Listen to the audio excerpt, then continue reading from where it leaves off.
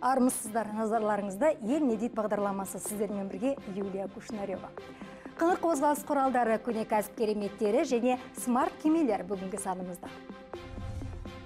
Ата кәсіпті серік қылған Анатолий Павлодарда бірге қолөнерші пайда болды. Есек біз білгенде есек емес екен, жуас жануардың жағымды жақтары. Ай кеме әлемдегі ең ақылды су көлігі қызметіне кірісті. Атаңызға айналған Карла әке қазақ даласында дүниеге келсе, атақты буратинасын жасай ала ма? Өз басым жоқ деп ойлаймын. Әрине, атырабымызда шеберге қажетті ағаш тапшы деп айта алмаймыз, бірақ халқымыздың қол өнердегі бағыты басқашалау. Әсіресе ыдыс-аяқтар мен күнделікті қажет құралдарға баса назар аударады. Дәл осы сөзімізге Анатолий Балковойдың кәсібі дәлел. Аталмыш азамат алып ыдыстар жасаумен айналысады. Қажеті қанша дерсіз? Біріншіден, өте көп қонаққа тамақ дайындауға болады, қала берді дастархан сәнін кіргізеді. Сондықтан шығар, алып ыдыстардың сәнді де сымбатты шығуына барын салады. Сделал для себя ее, для семьи как бы. Здесь мы чаи гоняем. Біздің кейіпкеріміздің көне қолөнер кәсібіне қаншалықты жақын екендігін баспанасына кіреберістен ақ байқадық. Анатолий Балковой мына жаппаны жасау үшін 2 ай бойы еңбектенгенін айтады. Жұмыстарының барлығы мына кішкентай шеберханада жасалады. Әсіресе ұлттық ыдыс-аяқтарды дүниеге әкелумен қатты әуестенеді екен. Сюда мы еще кольцо потом одеваем. И когда вот так, болтаешь, она гремит, кольцо. И это как бы отпугивает злых духов. Павлодарлық шебердің отбасы 5 бармақты жақсы көреді екен. Әсіресе жылқы етінің дәмді болатынын айтады. Ал егер оны өзің жасаған ыдыста дайындасаң, тіптен дәмдірек. Дәл осы ыдыста 5 бармақ әлдеқайда жақсы дайындалады. Себебі металл ыдыстағы тағамдар тез суиды, ал керамикада қызуын көбірек сақтайды. Анатолий Балковой көне кәсіп түрімен айналыса бастағаннан бері қазақ халқының дәстүрімен жақын таныса түскенін айтады. Мәселен, мына астау көшпелі халық үшін өте қолайлы. Бұрынғы шеберлер оның қабырғаларына қойдың кескінін салатын болған. Бұл береке мен молшылықты білдіреді. Сәйкесінше аталмыш астауларды жасау өте ауыр. Кемінде шебердің 1 апталық уақыты кетеді. Бұл астаулар өте жеңіл болады. Сонымен қатар өздігінен сынбайды. Көбіне шеберлер қайың ағашын қолданады. Алайда мен оны құптай алмаймын. Себебі қайың 1 жылдан кейін әбден кеуіп өзімен өз сынады. Біздің кейіпкеріміздің қорында 5 бармаққа арналған астаулардың бірнеше түрі бар. Дөңгелегінен бастап сопағына дейін. Ал автордың өзі ата кәсіпке аяқ асты келгендігін айтады. Бұған досы себеп болған. Екеуі бұрын қатты материалдарға кескіндер қиып, сызбалар сызумен айналысқан екен. Осы өнері жаңа кәсібіне де көмегін тигізіп отыр. Дәл қазір Анатолий Балковой Астанада өтетін кезекті көрмеге дайындалуда. Айтуынша жаңа өнімдері шығармашылық шараның ажарын ашуы тиіс.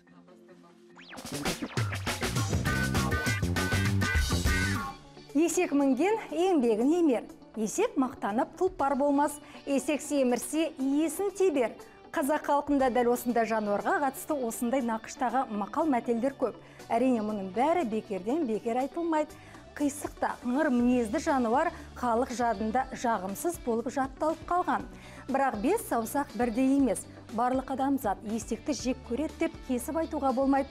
Бағалайтындар да бар, тіпті оны кие тұтып көңілін табуға тырысатындар да табылады. Олардың кімдер екенін алдағы бейне баянда көрсетеміз. Бұл оңтүстік Африканың Седерберг деп аталатын таулы қыратты бөлігі. Қатынас құралы ретінде әлі күнге дейін есек қолданылады. Жүкке де жолға да шыдамды жануарды жергілікті халық кәсіп көзіне айналдырып жіберген, яғни аймаққа келген саяхатшыларды дәл осы қозғалыс құралымен қыдыртады екен. Қыдырыстың бұл түрін слэкпекинг деп атайды. Жануар қожайындары саяхатшылардың жүктерін күнді жинап алып ілесіп жүреді. Кешке қайтадан сол жерге алып келеді. Бұл құбылыс саяхатшылардың көңілінен шықса керек. Басым бөлігі жақсы пікір білдіруде. Солардың бірі Дед Кристиан Видауэр. Ол осы демалыс түрі үшін Чилиден арнайы келіп отыр.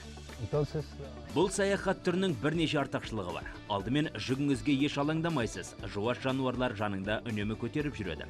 Өзің болса табиғи пейзаждарға тамсанып отырасың. Тамаша. Саяхатшыларға арналған бұл бағыт Orbital Slackpacking деп аталады. Оның барысында қонақтар керемет туындыларды тамашалап отырады. Солардың бірі көнедегі Хойсан халқының қалдырған кескіні. Осыдан 9000 жыл бұрын орнатқан. Бұл суреттерде бұрынғы адамдар, флора және фауна бейнеленген. Күн қараңғыланып келеді. Бидауырлар отбасы бір күндік саяхаттан кейін өз үйлеріне оралды. Ал жүктері өздерінен бұрын әкелінген. Осыған орай Фиона Макинтош Slake Packing деп аталатын кітап жазған. Бір жылдары ауыр сөмке көтерем деп арқамда ауыртып алғанмын. Міне содан бері Slake Packingпен машықтандым. Бір жағынан жүкті жеңілдетеді, басқа қырынан жанында жігерлендіреді. Бастысы жергілікті табиғат туындыларын құмарың қанғанша тамашалауға болады. Жүгіңізге әдеттегідей алаңдап жүрмейсіз. Бұдан бөлек Оңтүстік Африкада саяхатшыларға арналған дельфиндер жолы деген бағыт бар. Қашықтығы 17 шақырымды құрайды. Жолға шыққан топ жоспар бойынша 2 күн 3 түн жүреді. Әрине ауыр, бірақ бұл қиындықтар Slake Packingтің нағыз жанкүйерлеріне еш кедергі болмайды. Оған Италия тау клубының мүшелері дәлел. Арнайы келген топ басшысы Паскаль Ларелли алдымен қауіпсіздік ережелерін сақтау керектігін айтады. Жоғарыдағы саяхат түрімен бірінші рет жолға шығып тұрған жоқпын. Өте тамаша. Көңіл күйімізді көтеріп, керемет әсер алып қайтамыз. Біздің кейіпкерлеріміз бір күн бойы дельфиндер жолымен жүргенмен бірде-бір дельфинді байқамады. Есесіне екінші күні китті көрді. Кейін орманның ортасына жайылған дастарханға түстенуге келді. Кешкісін оларды 4 жұлдызды қонақ үй күтеді. Өте күрделі механизмдер мен физика саласының фантастикалық құбылыстарын бұрын тек кітаптардан оқитынбыз, ал қазір олар өміріміздің бір бөлшегіне айналды. Тіпті соңғы жылдары ақылды үй, ақылды көлік, ақылды компьютер деген сияқты ұғымдар пайда бола бастады. Ең қызығы олар жай атаулар емес, сол нәрселердің тура мінездемесі екен. Әрине, мұның барлығы жақсы, қалайда роботтар әлемі күннен күнге күш салуда. Соңы сол роботтар әлемінің көтерілісіне әкеліп соқпай ма? Адамзаттың өзі аталмыш ақылды технологиялардың құлына айналмай ма? Бұл біздің ғана емес, бүгінгі таңдағы бүкіл білікті мамандардың басын қатырған сұрақтар. Бұлай ойланатындай негізде бар, себебі саха сарапшылары 2017 жылда адамдар мен роботтар қақтығысады деп жоспарлап отыр. Оған дейін әлі көре жатармыз, ал қазір тағы бір жаңа технологияны тамашалайық.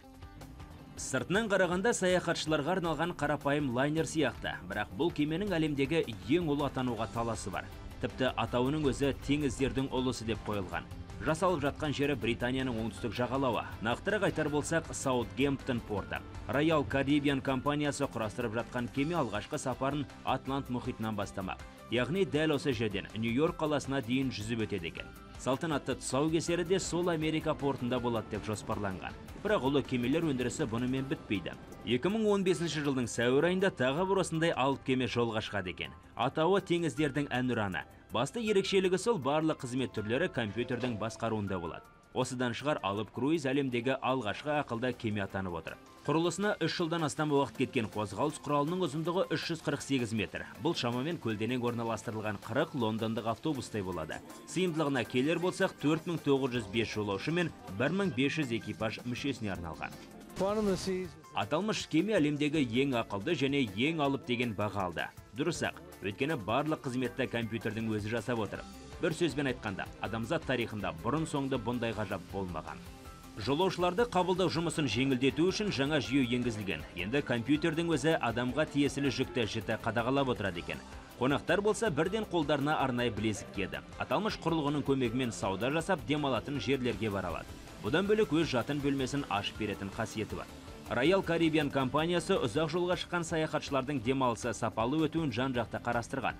Осыдан шығар поляр жұлдызы атты ерекше кабина орнатыпты. 90 метрге көтерілетін құрылғы кейін 360 градусқа айналып тұрады. Аталмыш қызметтің арқасында саяхатшылар айналаның барлығын тамашалай алады.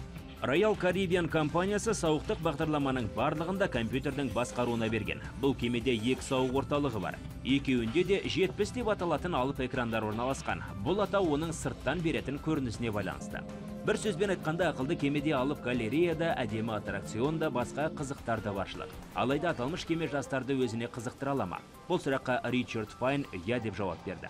Халықаралық круизді бағыттар ассоциациясының берген мәліметіне сай, Еуропада сумен саяхаттайтындардың саны өткен жылмен салыстырғанда 6,4 миллионға өскен. Бұл көрсеткіш 2008 жылмен салыстырғанда 44%-ға артық. Қызыққа толы жаңалықтарымыз осылай өрбіт. Бізді арна сайтынан және барлық әлеуметтік желілерден тамашалай аласыздар. Әзірше біз сіздермен қоштасамыз. Кездескенше аман сау болыңыздар. болсын.